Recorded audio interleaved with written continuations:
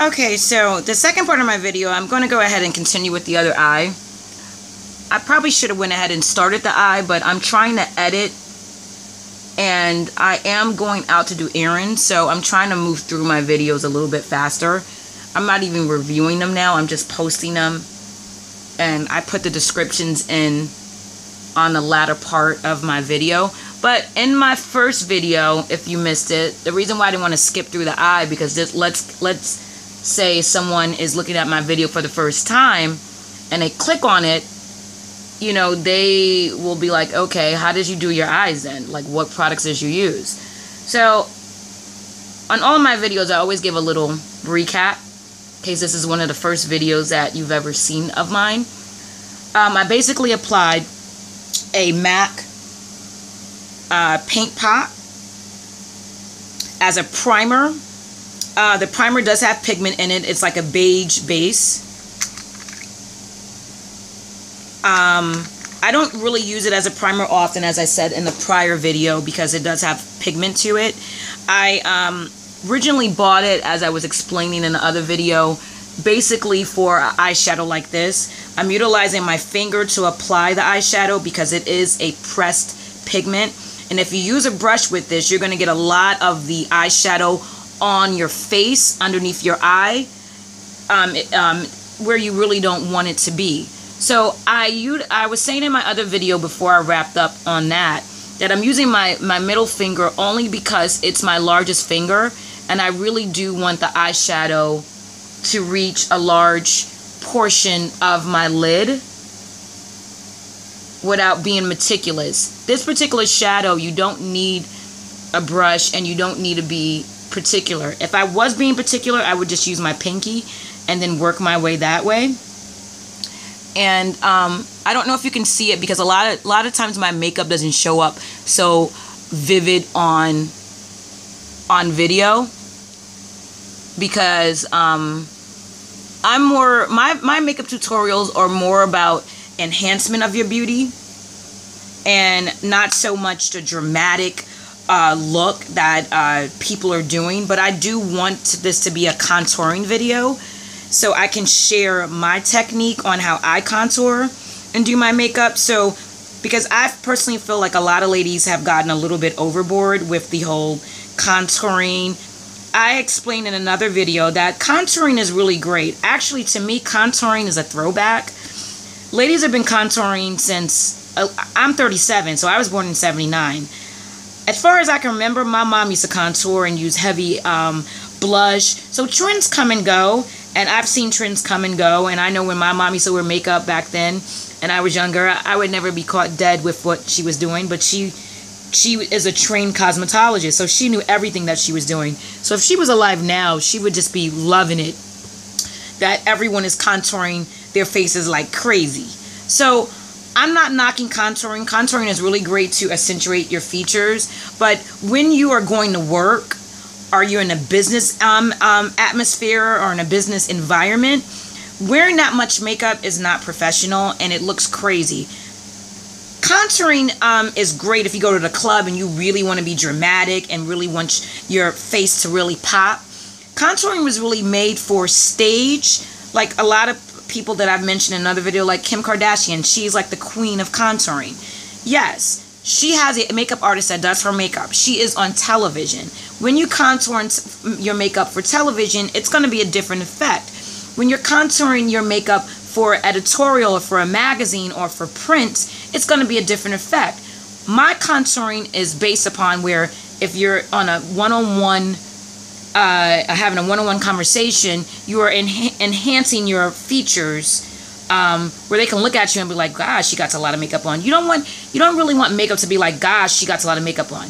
A lot of girls out here, we know you girls know how to do makeup. They're good at what they do.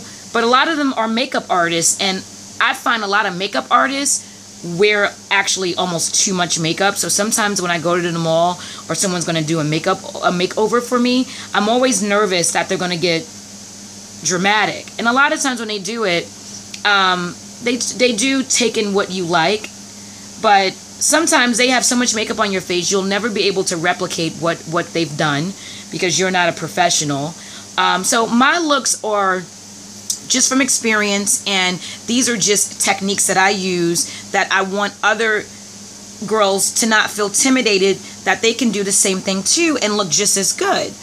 Eventually I may show videos where I'm more dramatic, but I really never get that crazy. A lot of my looks are supposed to be fun, inspirational, but you can wear them actually to the office and still have a playful side to you and have a sexy, sultry side to you without looking crazy, you know. I want women to be their superstar in their city. That's what I want women to feel like. So with that being said, I'm going to shift my mirror a little bit.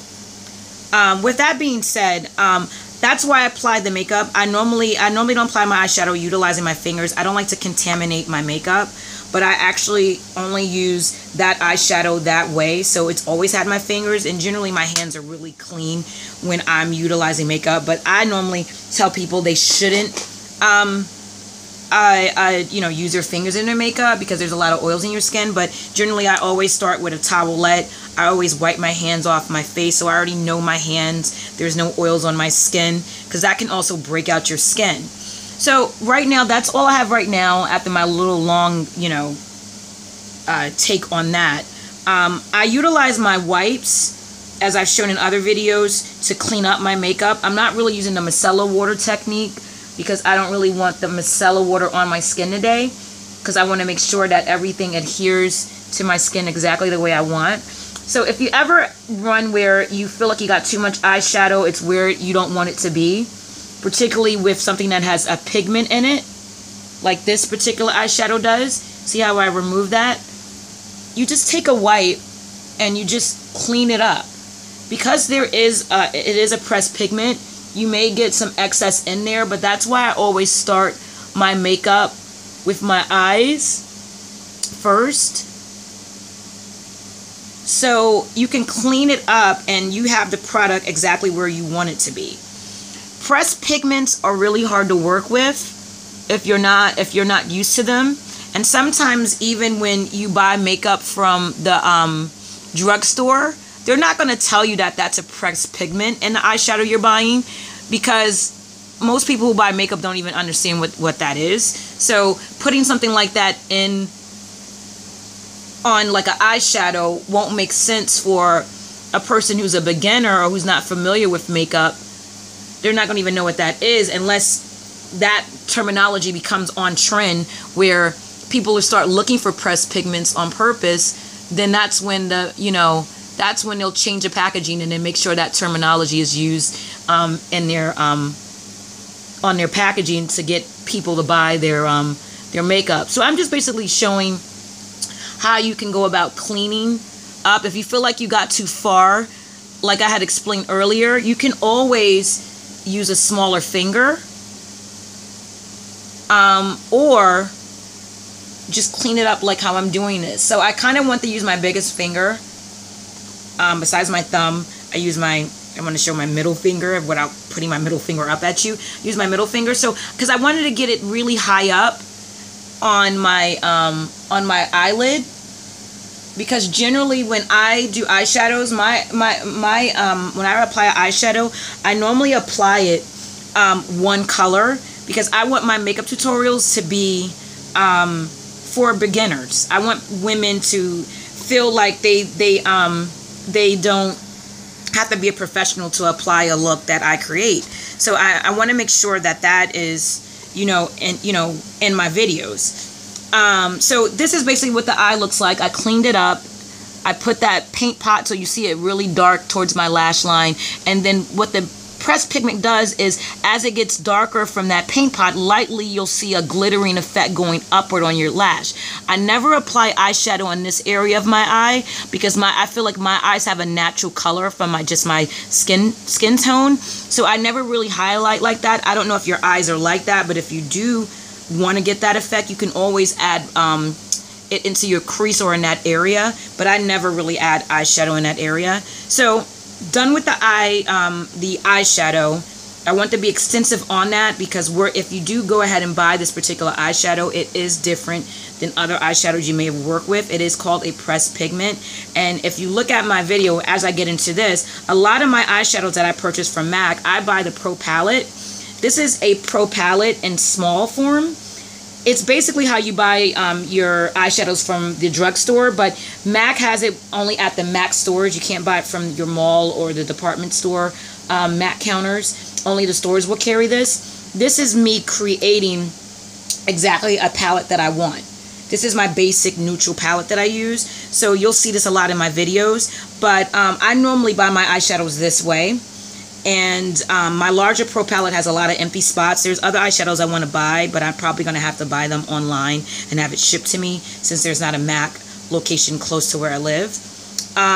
Or I have to drive quite a distance to go and get it. I pretty much already know what I like. I just go to the M.A.C counter and I choose what color I like, write it down, and then I just order it. So this is my Pro Palette. The two colors I'm going to be using in the remainder of this video is the only other color I'm going to be using is this color here. It's called Arena. I use this in a lot of my videos as my brow highlighter. So I'm just going to go ahead and start because I did talk a lot in this video just about the eyeshadow. Makeup kit, you've seen me use this in my other videos. So this is my angled brush.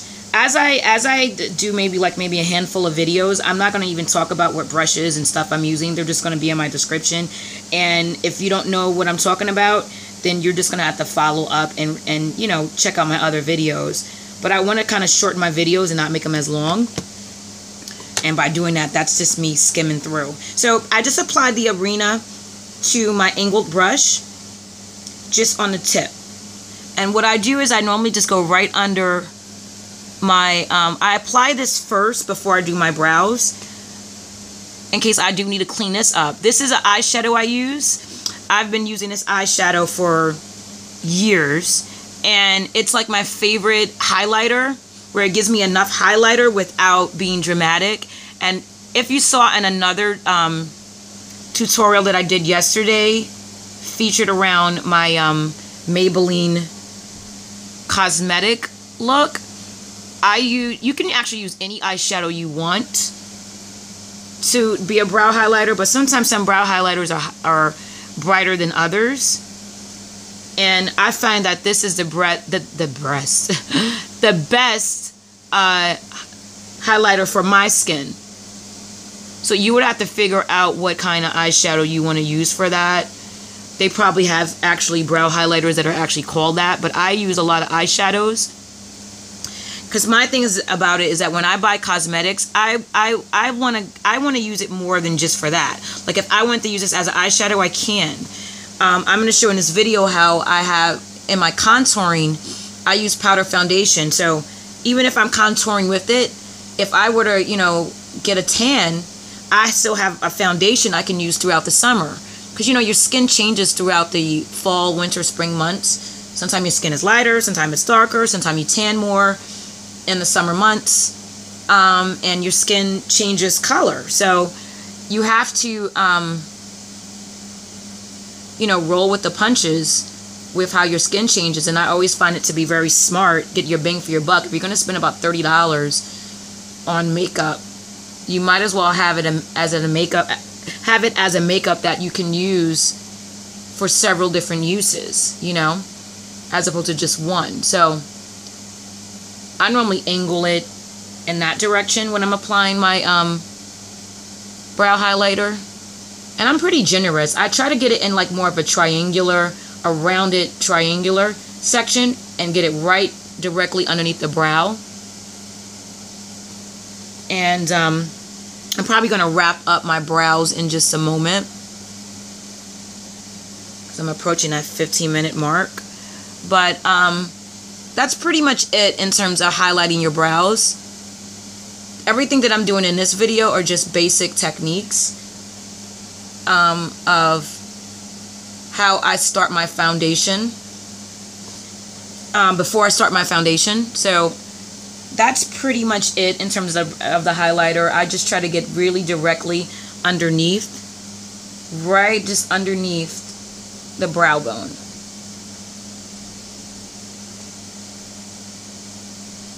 And that's pretty much it.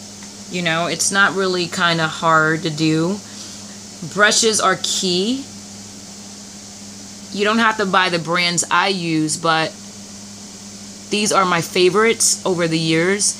And I used to be a beginner, so from one beginner to the other, a lot of the insight that I'm giving can kind of save you where just to go and get it.